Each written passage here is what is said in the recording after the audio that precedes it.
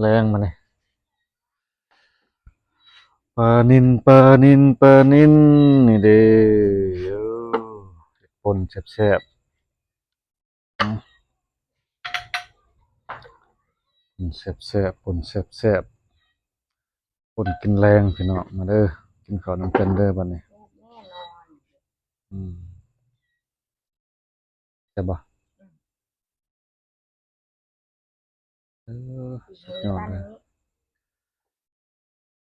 ปนปลานินพี่น้องกินข้าวแรงก็สิกินข้าวแรงนั่นแหละตอนนี้8 โมงแล้วมันไปย่างมาพี่น้องนี่แล้วมาโอ้มีอย่างหนึ่งมีตีนไก่ตุ๋นตีนไก่นะพี่น้องนี่หน้าตาปนปล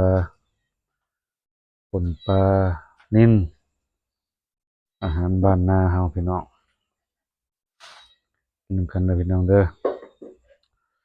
ไปเบิ่งข้าวเหนียวอ่าข้าวเหนียวกับฮ้อนๆเนี่ยอมใหม่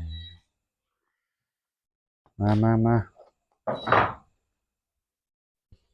ทีนี้พักบ่ลวกนอกคาลวกนอกคาอยู่พี่น้อง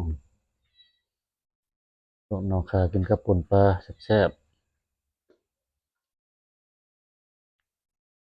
นอกคาก็หอมได้มาแต่ภูเขาควายพุ่นตำบ่ขอบคุณกินข้าวเด้อตำรสกินยากอยู่ตำข้าวปุ้น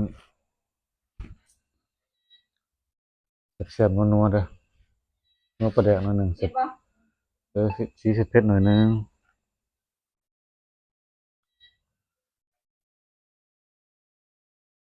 เนี่ย อันนี้จะปิด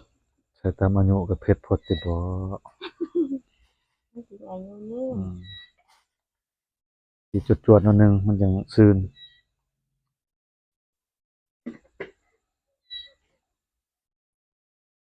ใส่แต่ข้าวปุ้นเอออืมปลาแดกใส่น้ำปลาแดกตำก็สิหมดแล้วบ่ทันได้เฮ็ดหมดแล้วอืม